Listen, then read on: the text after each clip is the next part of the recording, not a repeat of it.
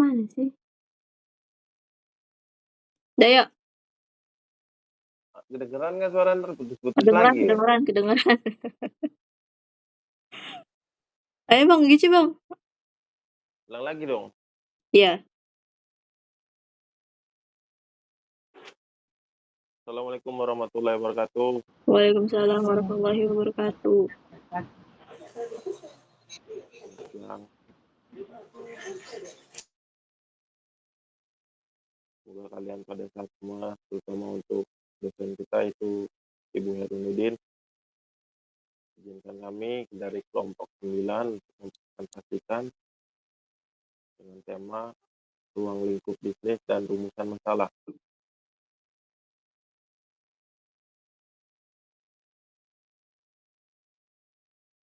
Next dia. Perkenalkan nama saya Dia Pangsutriana dengan NIM 6425 1441.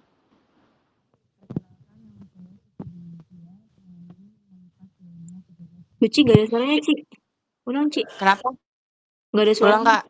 Ya, ulang. Perkenalkan, nama saya Suci Duning Tias, NIM saya 6425 1310. Perkenalkan, nama saya Saur Ramadan dengan NIM 64251 Perkenalkan, nama saya Diah Pangsutriana dengan NIM 6425 1441. Perkenalkan, nama saya Suci Duning Tias dengan NIM 6425 1310.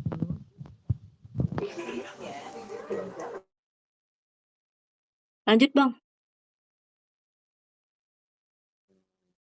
Jadi, dan buku tema ruang lingkup bisnis dan rumusan masalah.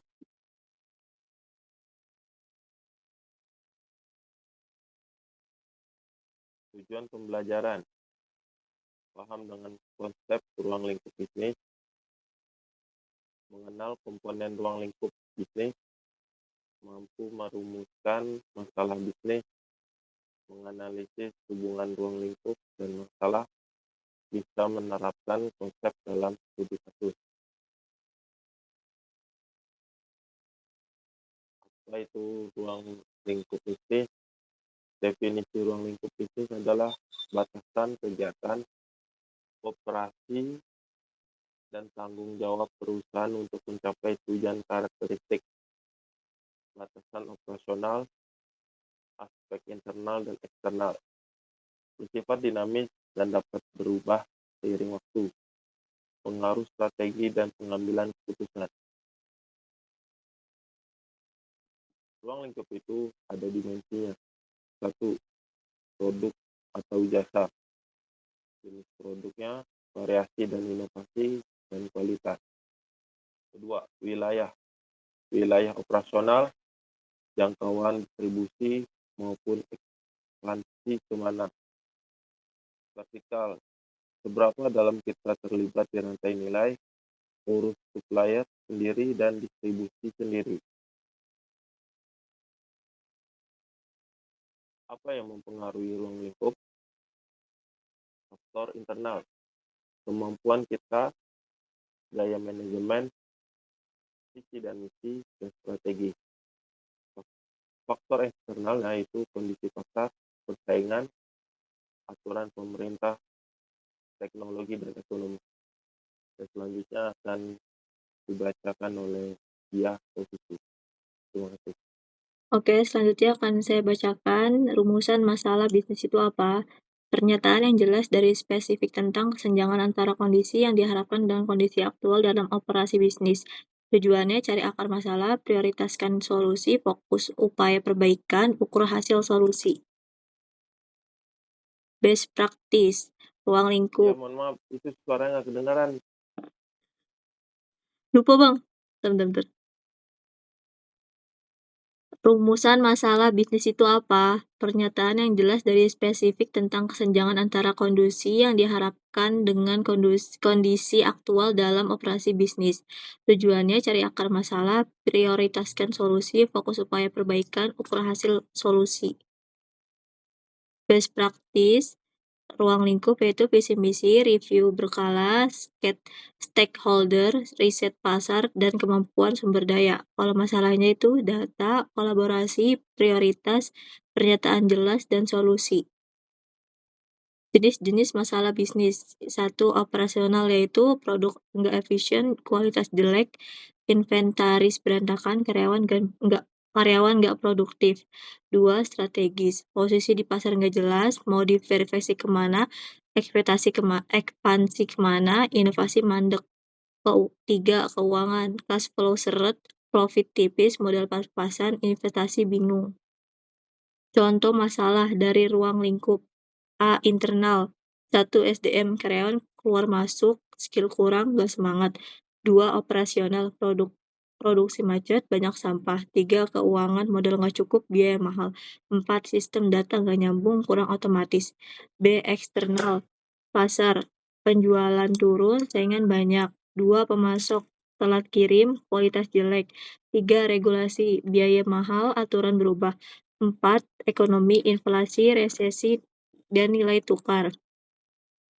Langkah perumusan yaitu 1. Identifikasi yaitu observasi, analisis data, dan feedback. 2. Analisis, root cause, fishbone, 5 why. 3. Formulasi, definisi jelas, metrik, dan prioritas. 4. Validasi data, stakeholder, kelayakan. Selanjutnya akan dibacakan oleh Suci. Gimana ruang lingkup mempengaruhi masalah? A. Dampak ruang lingkup. 1. Terlalu lebar. Yang pertama, sumber daya kebagi-bagi. Kedua, fokus buyar. Ketiga, nggak efisien. 2. Terlalu sempit. Peluang hilang, resiko tinggi, susah berkembang. B. Solusi, definisi yang pas, review rutin, sejalan dengan strategi. Bedah masalah. Akar masalah. 1. Penyebab nggak punya toko online. 2. Kenapa pelanggan pindah ke online. Kedua, saingan gencar di online. Proses manual ribet. Dampaknya harus jualan online. 2. Target pasar dipertimbangkan lagi. Operasional dioptimalkan. Investasi teknologi. Solusi dan rekomendasi jangka pendek. 1. E-commerce. 2. Digital marketing. 3. Manajemen inventaris. 4. Training omnichannel. 2. Jangka panjang. 1. Integrasi online offline. 2. Aplikasi mobil. 3. Analisis data. 4. Digitalisasi rantai pasok. Perubahan saluran offline online mobil. Pasar diperluas, operasi digital. Kesimpulannya, key takeaways. 1. Ruang lingkup, batasan fokus. 2. Rumusan masalah, kunci solusi. Hubungan, scope, dan problem. 4. Analisis, problem solving. 5. Monitoring sukses. Next steps. Pertama, terapkan framework. 2. Review scope dan problem. 3. Bangun kemampuan analisis. 4. Kembangkan solusi.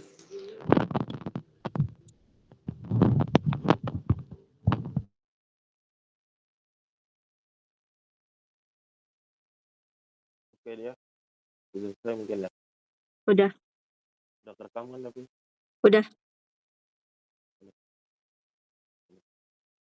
Mungkin sekian dari dan terima kasih dari presentasi kami dari kelompok 9.